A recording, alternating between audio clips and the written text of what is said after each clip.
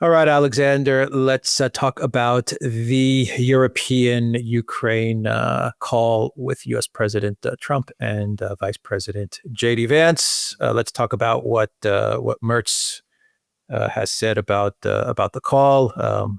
Macron also talked about the results of the call with Trump. Zelensky went to Berlin to be with Mertz, as they called Trump, which is kind of weird. But anyway, he did not look very good. Zelensky at the press conference afterwards, he looked very much in despair and very shaken. He was clearly out of it. Then Zelensky got on a plane and he went to London to meet with Stammer. I believe he's in London today, isn't he? He is indeed. So anything to get out of Kiev, I guess. Absolutely. That's been the theme with Zelensky over the past couple of years. So anyway, let's talk about the call with Trump. What are your thoughts? And Trump said some interesting things as well afterwards at the Kennedy Center. So we'll talk about that. He did it. Yeah. He did. Well, I think we now are able to put together the pieces and work out what actually happened during that call and what it was really all about, because it's clear to me that it was principally about getting Zelensky and Rutte to Alaska. That was apparently what they asked Trump to do, and Trump said no. And we have this from the media, but that was the major purpose of the call. In all other respects, the Europeans and Zelensky tried to tell the president of the United States what he should say to the president of Russia. And they were as nihilistic, as completely unbending as they have always been, even as the war is going decisively now against Ukraine, even as the media in places like Britain, the most fervid parts of the British media, for example, are now acknowledging that Ukraine is losing the war and losing it decisively.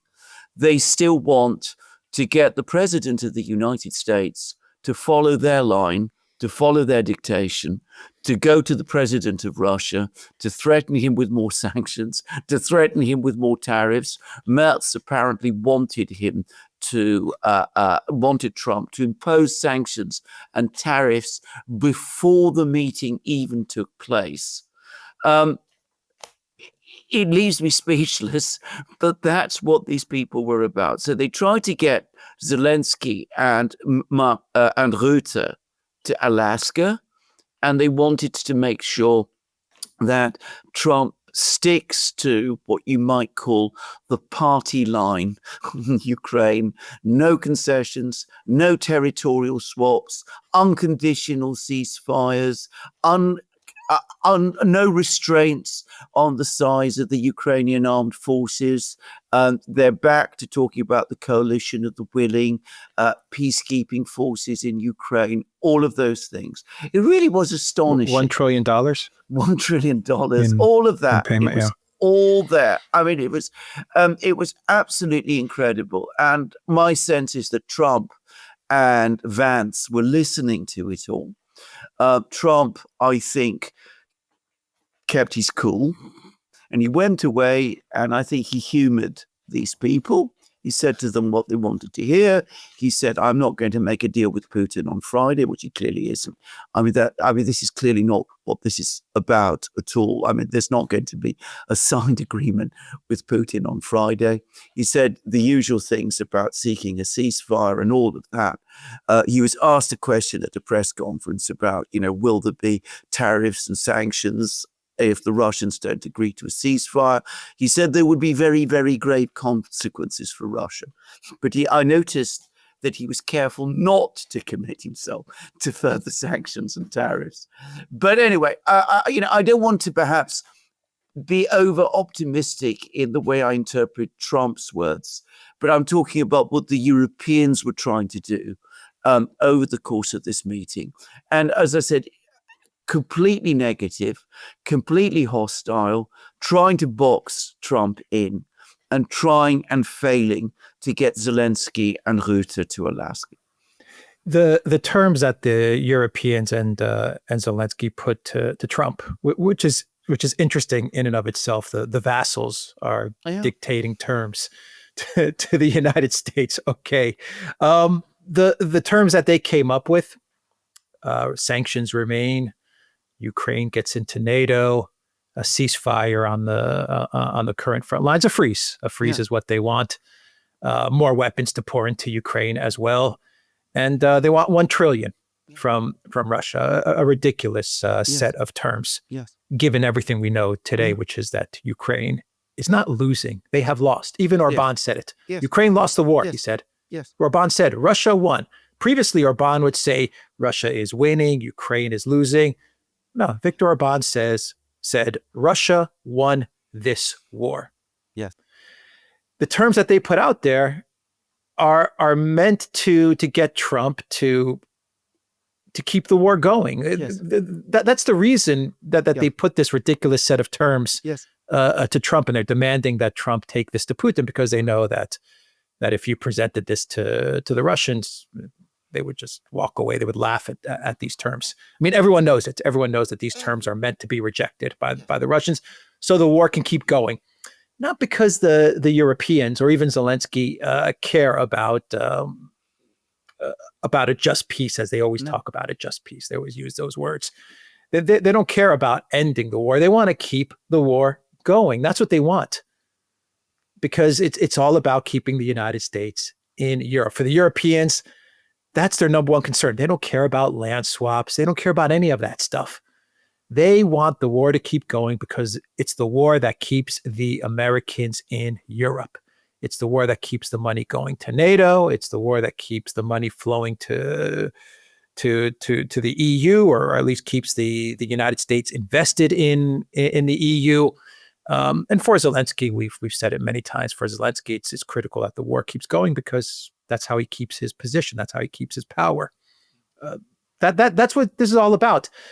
They thought that they're going to get Trump to accept this list of demands, and that he was going to take this to Putin. They thought they would trick him, and he was going to take this to Putin. Then Putin would reject everything, and they can continue the conflict, because that's what matters to them.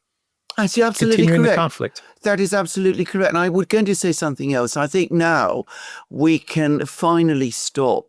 We should finally stop this pretense that the Europeans have any interest in preserving Ukraine or Ukraine's survival or the interests and welfare of the Ukrainian people at all.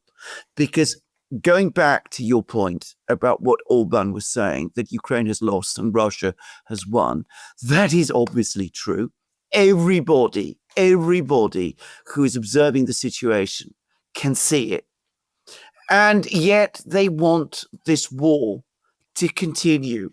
I mean, they are so determined to keep the Americans in Europe, so determined to build up Russia as an enemy, that they're prepared to sacrifice Ukraine to that objective. I have to say, as I said, it left me speechless and it left me horrified. And I'm not somebody who shocks easily now. And we have the man who claims to be the president of Ukraine. And of course, he not only goes along with it, he wants it that way. He's talking about it and he's saying ludicrous things, that the Russian advance is a bluff, that Putin is bluffing, that there's no real offensive going on, that things are fine on the battlefields, that Putin is trembling ahead of the tariffs and the sanctions, things which Zelensky himself must know are not true, if he has any connection to reality at all. So I have to say, the cynicism that we saw on display yesterday leaves me absolutely speechless. It is the moral bankruptcy of Europe, and there is no other way to speak about it now. Mertz telling the media that the only acceptable outcome to the Trump Putin talks would be for a negotiation to happen, but first there has to be a ceasefire on the current front lines. Yeah. I mean, that's Merz making demands of Trump, telling Trump how he should negotiate. It's absurd. Merz saying that boundaries should never be changed via force. This is coming from Germany. From Germany, really, Germany, really. Yugoslavia come to mind. Yes. Germany, Kosovo, recognition of Kosovo, Germany. I mean, the stuff that was coming out of Merz's mouth was horrific and insulting. It was insulting. The stuff that was coming out of Merz's mouth. Zelensky looked awful. Yes. He absolutely looked awful. If you go back to the video and see just facial expressions from Zelensky, you don't even need to hear him say stuff. Just look at his expressions, his face. Yes. He said that Russia is suffering. He said that Russia has a 3-to-1 advantage in weapons and artillery, but they're suffering 3 times more losses. Okay, Zelensky. All of this was meant to trick Trump into going to meet with Putin and making a fool of himself and getting Putin to just walk out of the negotiations. Yes. I'll tell you this: if Kellogg was sitting next to Trump, they might have had a chance. Yes. But Vance was sitting next to Trump. Yes. They have no chance. Exactly. You put it exactly right. Yeah. You have put it exactly right. So where do we go from here? Well, I hope there will be a meeting. There will be the meeting in Alaska. Mark Rutte will not be there. Zelensky will not be there. Maybe there'll be some sense coming out of that meeting now. I mean, there'll be some point in that meeting. I mean, one of the most interesting things is that even as all of this drama is playing out in Europe, even as there's been this scramble to try to turn Trump against Putin again, the Russians have played it very calm. They've been careful to avoid involving themselves in these kind of discussions. There was a statement from the foreign ministry yesterday in which they said that, the 4 territories, the 4 regions are part of Russia, and that's it. So, I mean, they were careful to make that clear in advance of the meeting.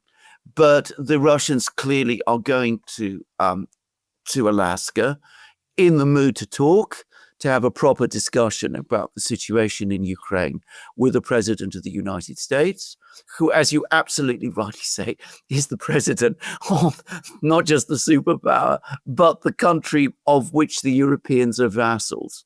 I mean, that they should be lecturing the President of the United States and telling him how he should conduct discussions and negotiations with the Russians. I mean, it is so insulting to Trump that they should approach him in that way. Again, as I said, it left me speechless. But anyway, that's what they did. So the Russians will go, they will meet with Trump, and I think they will try to seek some way forward, not just about Ukraine, but the Russians have made it very clear about the overall relationship between Russia and the United States, which is extremely important. And they will probably be discussing arms control, the process of normalizing relations, ultimate economic ideas, and all of that. But also, I think the other thing, and I wanted to say this, is the amount of misdirection and misrepresentation that is going on, the amount of absurd claims and stories that are floating around. It just makes your head spin. There's an article today in the London Times which says that Witkoff agreed with Putin that occupied Ukraine should be administered by Russia in the same way that Israel administers the West Bank. The White House has categorically denied it. They said that there is absolutely no truth, that nothing like that was talked about at all. But the story is still there. Even after that categorical denial by the White House, it is still up on the London Times' website. No, they're trying to sabotage the talks. They don't want normalization between Russia and the United States. Absolutely. They don't want. Even the Telegraph put out an article saying that Trump is going to offer mineral rights to Alaska. Well, really? Exactly. Is he going to offer the mineral rights to Alaska in exchange for the rare earth mineral deal in Ukraine? just nonsense. It's nonsense. It's absolute nonsense. I mean, it's also being done, by the way, in order to, if the process proceeds, to try to discredit it, to again say that Trump has fallen under the spell of Putin and that he's making all of these concessions and that he's giving things away, ultimately in order to mobilize opposition to this process in Washington itself.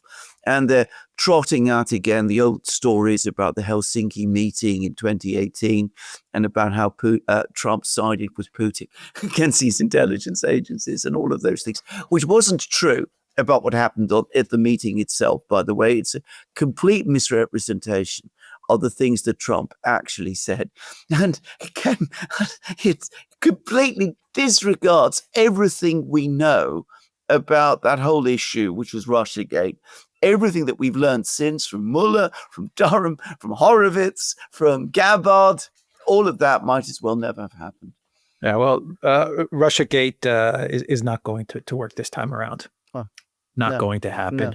No. And maybe that's why they're in such a panic, because they don't have anything else Absolutely. to throw out there. No. Right? They can't run with Russiagate again because that's already been proven to be a complete hoax. Yes. What can they possibly run with now to sabotage a rapprochement between the United States and Russia?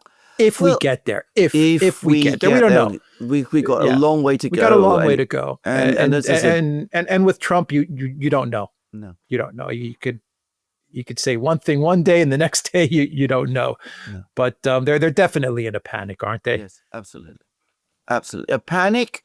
And as I said, it's a panic which has exposed also the underlying cynicism of these people, which, as I said, even after everything we've known and been talking about for so many years about the European Union, the European leadership, the quality of the people who run the countries of Europe today, I have to say, I still found it horrifying to see.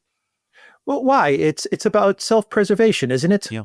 I mean, at the end of the day, Alexander, these people, they understand that without the United States, they have nothing. Yes. They understand that. And they also understand that without the United States, they are isolated because the rest of the world doesn't want to deal with them. And that's just a fact. The rest of the world is not so keen to deal with the European Union. Russia was not very happy dealing with the European Union. We've talked about it in many videos from before the special military operation, how difficult it was to do business and deal with the European Union. Once the United States, if the United States were to walk away in one way or another, it would be devastating for the European elite. It would be an implosion comparable to what happened in Eastern Europe in 1989. I mean, the whole thing would implode probably as fast. It couldn't keep itself going.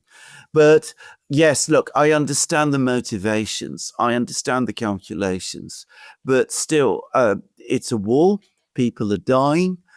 Ukraine, as I said, is being destroyed. Apparently, these are all things that can be allowed to continue. In fact, they don't just want to allow it to continue. They want to continue it.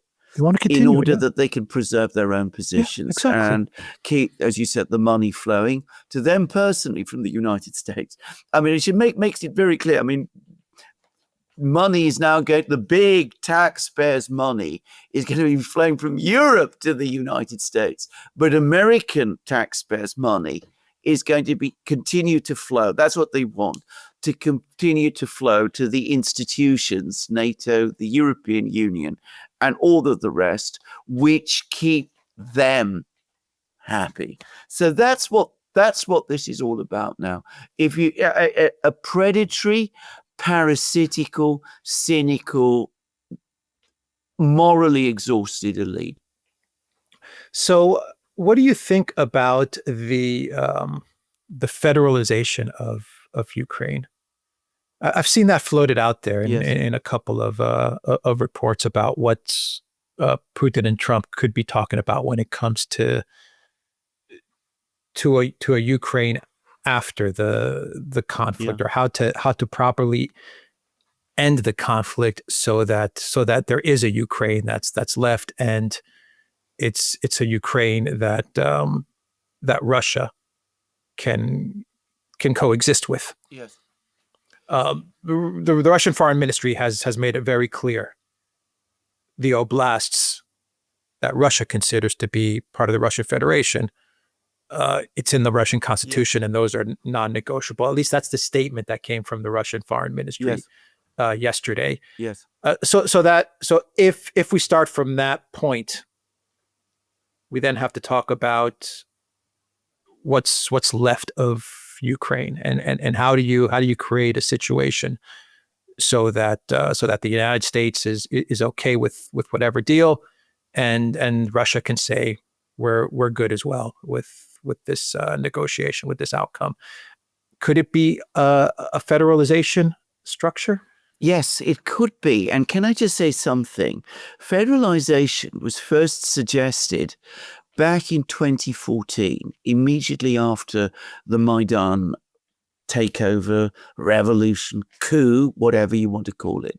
It was actually proposed by Germany. I remember it well. The Germans spoke to the Russians at the time, and they said, you've just taken control of of Crimea. But, in terms of Donbass and other regions in Ukraine, why not consider federalization? And the Russians were very interested. And then a meeting happened in early 2014 in London. I was actually there. I was actually close to the building where the meeting took place. And it was a meeting between Lavrov and John Kerry, who was then the US Secretary of State. And they discussed federalization. And they issued a joint statement, which was a joint US Russian statement. This is the Obama administration, remember, in which they endorsed federalization. They said at the time that this would be a good way to move forward to settle the Ukrainian crisis once and for all. And the protesters, because that's all they were at that time, in Donbass, in Donetsk and Lugansk, what they were seeking at that time was federalization. They weren't yet going for full secession from Ukraine. Now, what then happened was that the Maidan people, Poroshenko, all of them, they rejected federalization outright. We can guess why. I mean, they want a unitary Ukraine, which will follow their own cultural and nationalist ideas. And of course, they got support from the European Union, from the central institutions of the European Union, and from NATO, because they needed a unitary Ukraine, because only a unitary Ukraine would be able to join NATO and would be able to join the European Union. Because if Ukraine federalized, the various regions would have a say, and they would probably say no. So they wanted a unitary Ukraine. And that whole idea died. And there were no negotiations about setting up a federalized structure in Ukraine, as Kerry and Lavrov had agreed. And instead, what happened was that the Ukrainian government launched what it called the anti-terrorist operation, which is basically a military operation to suppress the protests in Donbass. And out of that, the whole Ukraine crisis started. Now, we covered this extensively at the time. At the time, of course, we were a website rather than a channel, but we wrote about it at the time. I remember articles we did a video on federalization, and actually, then we did yeah. subsequent videos on federalization after we began the video, after we started to do programs as well. And we discussed federalization, and we said that this would be a way forward, and it would enable places like Odessa, for example, with its particular identity, to coexist with the rest of Ukraine, but in a way that would also satisfy Russia, and that it might be the ultimate solution to the problems, the Ukrainian crisis. I still think that, I still believe that that is a possible way if you really want to find a negotiated way forward. But you can be absolutely certain that the Europeans now, the European Union, Ursula von der Leyen, all of those people will resist it every inch of the way. And of course, the nationalist forces in Ukraine, Azov, Aida, all of these forces, which have now become far more powerful, will resist it also. But anyway, we will see. Yeah, it would mean a weaker central central government, right? Absolutely. And so if you're Poroshenko and these guys or Zelensky, you want a strong center because that's where all the focus and the money will go towards, right? That's important for them. It's important for both sides. It's important for the globalists and for the Europeans to know that the money's going to the center, and it's important for the center to receive that money. If you have a federal structure, well, then everything is kind of spread out. But didn't you have that with Crimea in a sense?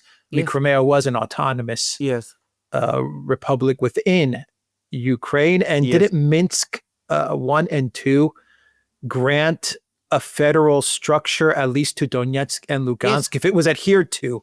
Then my understanding of Minsk was that Donetsk and Lugansk would be a type of federal autonomous republic within a unitary Ukraine. In fact, the text of Minsk II slightly fell short of outright federalization, but it was heading in that direction. But of course, it was precisely because it envisaged a degree of autonomy for Donbass that the Ukrainians rejected it, and why the European Union was so adamantly opposed to it, and why the neocons in Washington were so adamantly opposed to it as well. And that's why Minsk II never happened. So there will be attempts again, no doubt, to try to resist this, because to say it again, a federalized Ukraine cannot join NATO, won't join NATO, and won't join the European Union either. So given that the objective of those two organizations is to expand continuously, and given that the objective of the neocons is to bring Ukraine into NATO, because that's the way that they're going to move forward with their grand chessboard plan, and given that the Europeans want to see all that happen too, they will all work overtime to try and prevent this happening. Of course, if the United States and Russia not only agree but move forward with this plan, if that is the plan, then of course it might happen nonetheless. Just to repeat again, if Trump and Putin were to agree or come to a consensus about federalization, and there'll be all kinds of people who will say that this is a massive sellout by Trump to Putin. It's important to say that Obama and Kerry agreed to federalization also back in 2014. I was there. I remember when it happened. I remember being outside the building and the meetings that took place in Regent's Park, the American ambassador's residence in Regent's Park. I can remember how Kerry and Lavrov went out and had a walk, and they talked about it all together. And the statement that appeared is a statement on public record. So you'll find it very, very difficult to locate a copy of it today, even on the internet. Yeah, I don't understand why Americans would be against such a setup, given that you're pretty much emulating what the United States is, aren't you? I mean, in a way. Exactly. Right? A state structure, right? Exactly. Yeah. I mean, it would probably go further than that. Right. But having said that, let's say, I mean, it's modeled. It's modeled after that. Exactly. Why it should be so objectionable to the Europeans, this is difficult to understand. And as you correctly said, Americans should understand it and support it. Yeah.